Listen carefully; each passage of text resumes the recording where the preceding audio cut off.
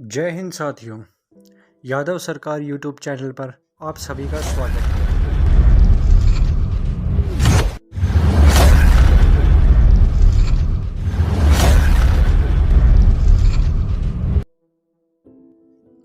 आप सभी को सावन मास के पहले सोमवार की हार्दिक शुभकामनाएं। साथियों, सावन मास के प्रथम सोमवार पर विशेष आप लोगों के लिए बाबा बैजू यादव के बैजनाथ धाम का इतिहास हम आपको बताएंगे। भगवान शिव के परम भक्त रावण और बाबा बैजनाथ की कहानी बड़ी निराली है। पौराणिक कथा के अनुसार दशानन रावण भगवान शंकर को प्रसन्न करने के लिए हिमालय पर तप कर रहे थे। वो एक एक करके अपने सिर काटकर शिवलिंग पर चढ़ा रहे थे। 9 सिर चढ़ाने के बाद जब रावण 10वां सिर काटने लगे तो भोलेनाथ ने प्रसन्न होकर उन्हें दर्शन दिए और उनसे वर मांगने को कहा।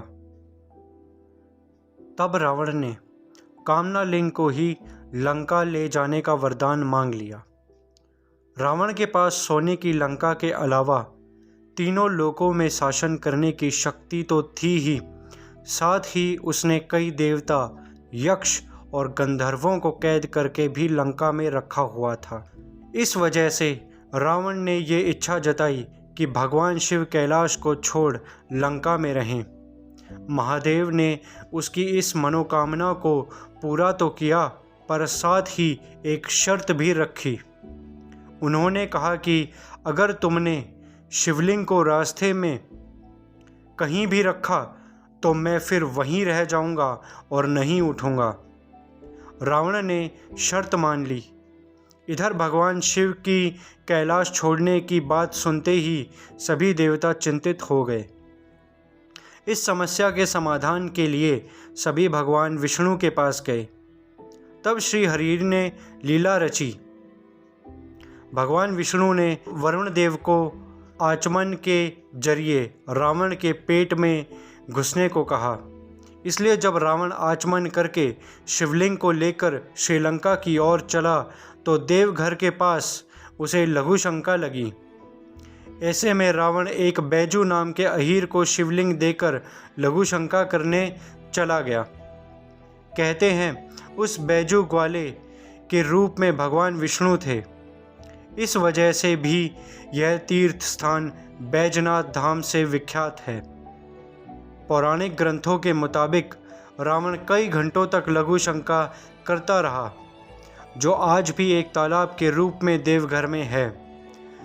जैसे जैसे रावण देरी कर रहा था, वैसे वैसे शिवलिंग का भार बढ़ते जा रहा था। इधर तंग आकर बैजू अहीर ने शिवलिंग धरती पर रखकर स्थापित कर दिया। जब रावण लौटकर आया तो लाख कोशिश के बाद भी शिवलिंग को उठा नहीं पाया। तब उसे भी भगवान की यह लीला समझ में आ गई और वह क्रोधित हो शिवलिंग पर 4 लात मारकर अपना अंगूठा गड़ाकर चला गया। वहाँ छुपकर बैजू यह सब देख रहा था। उसे लगा बाबा जी की भक्ति करने का यही तरीका है। तब से बैजू की दिनचर्या बन गई। वह रोज शिवलिंग पर 4 लाठी मारता, फिर अंगूठे से शिवलिंग को दबाकर महादेव की भक्ति में लीन हो जाता। एक दिन बैजू को बहुत भूख लगी थी। जब वह घर जाकर जैसे ही अन्न मुंह में डाला, बैजू को याद आया कि आज तो भोले बाबा की भक्ति नहीं की। तो बैजू अपना भोजन छोड़कर लाठी लेकर दौड़ा दौड़ा जाता है। इस बार जैसे ही शिवलिंग पर प्रहार कर रहा होता है, साक्षात महादेव प्रकट हो जाते हैं। महादेव बोलते हैं, बैजू मैं तुम्हारी भक्ति से बहुत प्रसन्न हुआ हूँ। बैजू महादेव को देखकर उनके चरणों में गिर जाते हैं और बोलते हैं, महादेव मैंने रावण को देखा था, ऐसा करते तो मुझे लगा कि आपकी भक्ति करने का यही माध्यम है। महादेव बैजू को उठाकर अपने गले लगाते हैं और कहते हैं कि तुमने दिल से मेरी भक्ति करी है। आज से दुनिया तुम्हें मेरा सबसे बड़ा भक्त मानेगी। मेरे नाम से पहले तुम्हारा नाम लिया जाएगा और यह स्थान बाबा बैजनाथ धाम के नाम से प्रसिद्ध होगा। जो भी भक्त सच्चे दिल से यहाँ आकर पूजा करेगा उसकी मनोकामना जरूर पूरी होगी।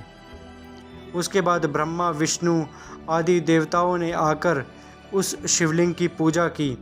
शिवजी का दर्शन होते ही सभी देवी देवताओं ने शिवलिंग की उसी स्थान पर स्थापना कर दी और शिव स्तुति करके वापस स्वर्ग को चले गए। तभी से महादेव कामनालिंग के रूप में देवघर विराजित है।